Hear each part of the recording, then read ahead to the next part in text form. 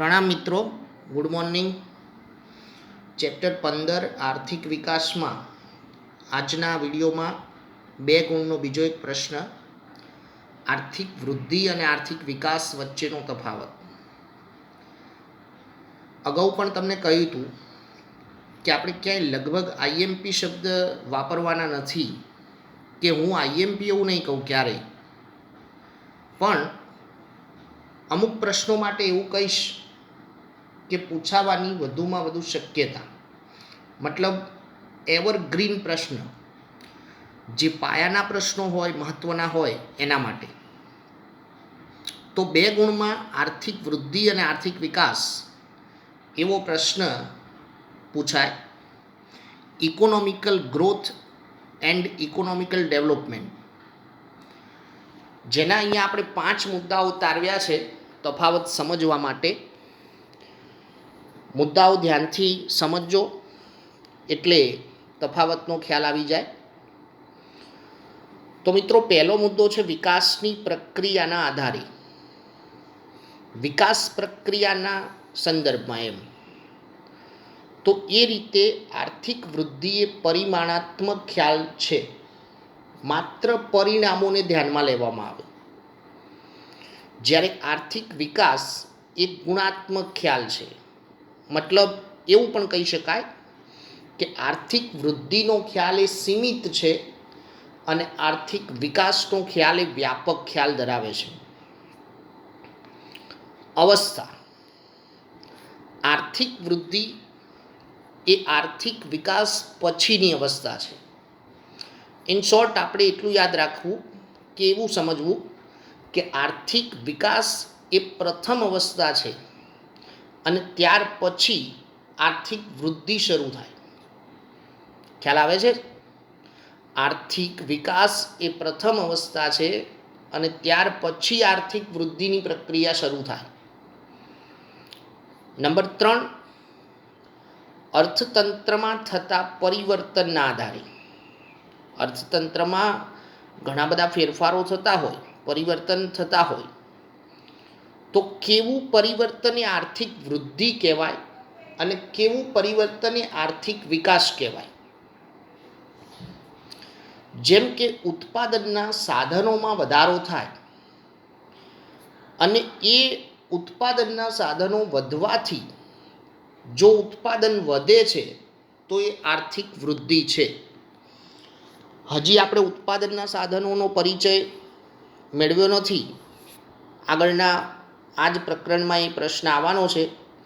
ઉત્પાદનના સાધનો મતલબ કે જેના વડે આપણે ઉત્પાદન કરીએ એ ઉત્પાદનના સાધનો ગણાય, આપણી આસપાસના યંત્રો, ઉપકરણો, વીજળી, કાચો માલ વગેરે।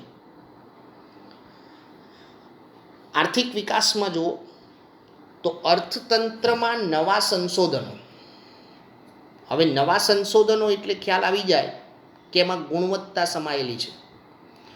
જો એ નવા સંશોધનોના આધારે ઉત્પાદન વધે છે તો ત્યારે એ આર્થિક વિકાસ છે, તો ત્યારે એને ઇકોનોમિકલ ડેવલપમેન્ટ કહેવાય।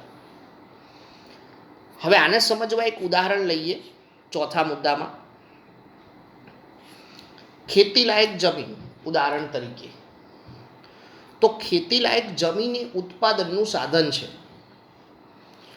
હવે જો ખેતીલાયક જમીનોમાં વધારો થાય અને એનાથી ખેત ઉત્પાદન વધે છે તો ત્યારે એ આર્થિક વૃદ્ધિ છે, તો એ ગ્રોથ છે, પરિમાણાત્મક, તો એ ચોક્કસ પરિણામ છે।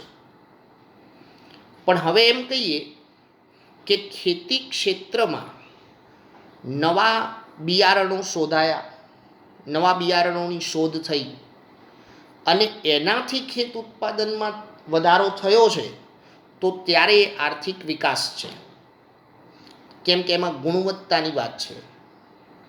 ઉદાહરણ તમને એકરૂપ જ લાગશે, ધ્યાનથી સમજજો।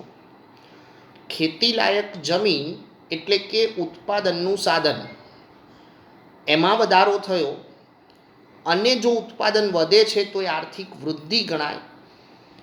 એ જ ઉદાહરણમાં થોડો ફેરફાર કર્યો કે ખેતી ક્ષેત્રમાં નવા બિયારણોની શોધ અને એનાથી જો ઉત્પાદન વધે છે તો એ આર્થિક વિકાસ ગણાય. નંબર 5, વિકસિત અને વિકાસશીલ દેશોના સંદર્ભમાં વિકસિત દેશોની રાષ્ટ્રીય આવક, આપણે ગઈકાલે વ્યાખ્યા કરી આર્થિક વિકાસની, તો એમાં મૂળ વાત રાષ્ટ્રીય આવકની હતી. તો વિકસિત દેશોની રાષ્ટ્રીય આવકમાં જો વધારો થાય છે તો એ આર્થિક વૃદ્ધિ છે. હવે અહીંયા પણ તમને ઉદાહરણ આપીએ તો વિકસિત દેશો કયા? પશ્ચિમના જે દેશો છે, America, Russia, Canada, Australia, Norway, Switzerland, આ બધા વિકસિત દેશો. એ દેશો ઇકોનોમિકલ ગ્રોથ કરે છે, એમની રાષ્ટ્રીય આવકમાં વધારો થાય છે તો એ ઇકોનોમિકલ ગ્રોથ કહેવાય, આર્થિક વૃદ્ધિ કહેવાય. પણ વિકાસશીલ દેશોની જો રાષ્ટ્રીય આવકમાં વધારો થાય છે તો એ આર્થિક વિકાસ છે, ઇકોનોમિકલ ડેવલપમેન્ટ. ઉદાહરણ તરીકે આપણે ભારત, પાકિસ્તાન કે બાંગ્લાદેશ કે પછી આપણા જેવા બીજા દેશો, તો એ દેશોની રાષ્ટ્રીય આવક વધે છે તો એ આર્થિક વિકાસ ગણાય. અહીંયા આપણે ઉદાહરણ સાથે પાઠ્યપુસ્તક પ્રમાણે 5 મુદ્દાઓ તારવ્યા છે. પરીક્ષામાં પ્રશ્ન ફક્ત 2 ગુણમાં પૂછાય છે. તમે 4 મુદ્દા સચોટ રીતે રજૂઆત કર્યા હોય તો 2 ગુણના ઉત્તરમાં ઇનફ છે. પ્રણામ.